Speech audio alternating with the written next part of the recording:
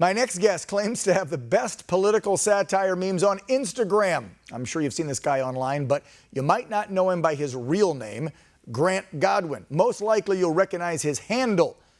It's called The Typical Liberal. I love this. Hello, Grant. Thank you for joining Real America. How are you today, sir? Thanks, Dan, for having me. The Real Typical Liberal. I love it. The memes, the videos, everything you put up and talk about, and you've got millions of followers now. Grant, give us some background for folks that maybe don't know you, don't follow you online. Why did you decide to get into this political game, and how the heck did you get so many followers and people listening to your conservative voice? Well, back in 2014, I was still in high school. I was a senior, and I was motivated because I was so sick of seeing the divide that the Obama administration was causing. You know, divide between my friends, divide between family members. And I said, you know what, I'm going to speak up about this. And so I created my own Instagram page back then, and just to share my thoughts. And apparently 2.1 million people agree with me. They sure do. And the memes just keep coming. I think I may have shared one or two. You talk a lot about, obviously, typical liberals and their mantra, their messaging.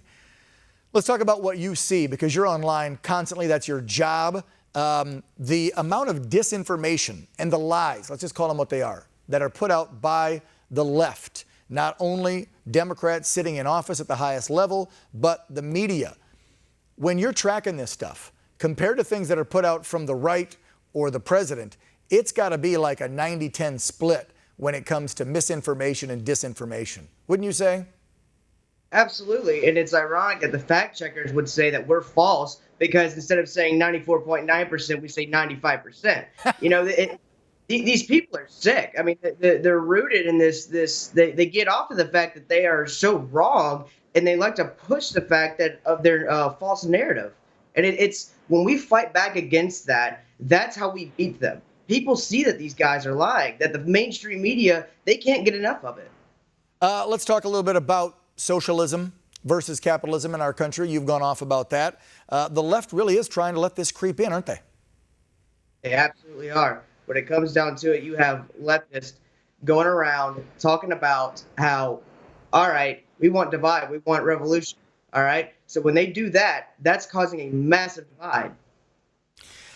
Yeah, and they try to hide behind it and act like they're not doing that. I want to talk about their defund the police movement and also the BLM, because you also don't hear a lot of folks from the left calling people out with the Black Lives Matter movement and the defund police movement, which you do from time to time on your social media pages.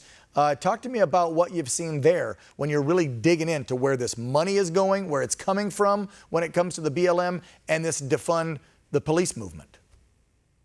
So the Black Lives Matter organization in itself is a complete Marxist organization. They use the same exact tactics. Now, if I say Black Lives do matter, but I don't agree with the Black Lives Matter movement, they're automatically going to call me racist because I don't agree with that. All right. And that is a typical Stalin, Lenin, Marxist move. It is 100% a communist organization through and through. Yeah, I mean, you look at I read up some of the ladies that are running it. One of them has an arrest record from the 80s.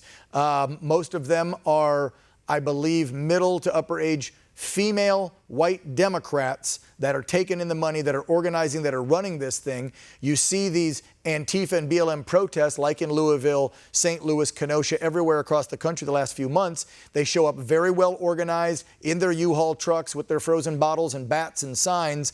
Yet we're supposed to believe this is all organic. This is all to help Black Lives Matters and black communities, which I am all for. Grant and I agree with you, helping the black community. But is the money actually getting to black people in need in these inner cities, or is it just going straight up to the DNC and white candidates that are running for office? Because that's what it looks like to me.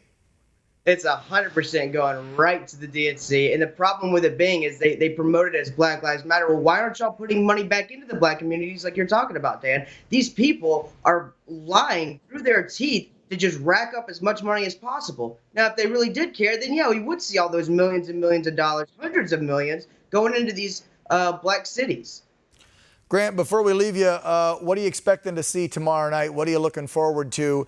This is going to be the first presidential debate, 90 minutes. A lot of folks talking out there. There's rumors going around about propping up old Uncle Joey, because to get through 90 minutes, he's going to need something to do it, because you watch these news interviews like the one we just showed a clip, I don't know if you could hear it before, on MSNBC, where he couldn't even remember the program he was thinking about, and the host had to fill in the blanks for him. I've never seen a reporter do that for President Trump, where they finished the sentence and said, here, let me help you. Here's what you mean. How the heck is he going to get through 90 minutes standing going up against President Trump, who can do 3 or 4 campaign stops in one day and go 16 hours nonstop? Right. So inside information tells me that there's going to be a pillow right there on Joe Biden's podium in case he has to take a nap, because we know he can't last 9 minutes. I'm just waiting to see the great meme material that's going to come out of this debate. There's nothing. This is my first Super Bowl, and the fact that we get a couple more, I couldn't be happier about. Grant Godwin, before we leave you real quick, tell them your Instagram, Twitter, Facebook. How do they find you, Typical Liberal? So look me up as _typical_liberal, and you'll be pleased with the memes you see. The memes are pretty funny. Grant Godwin, thanks for joining Real America. All right, you've seen her on the red carpets across our country, sporting her amazing MAGA and Trump dresses. Outspoken singer, songwriter, and author Joy Village joining Real America next. Don't go away.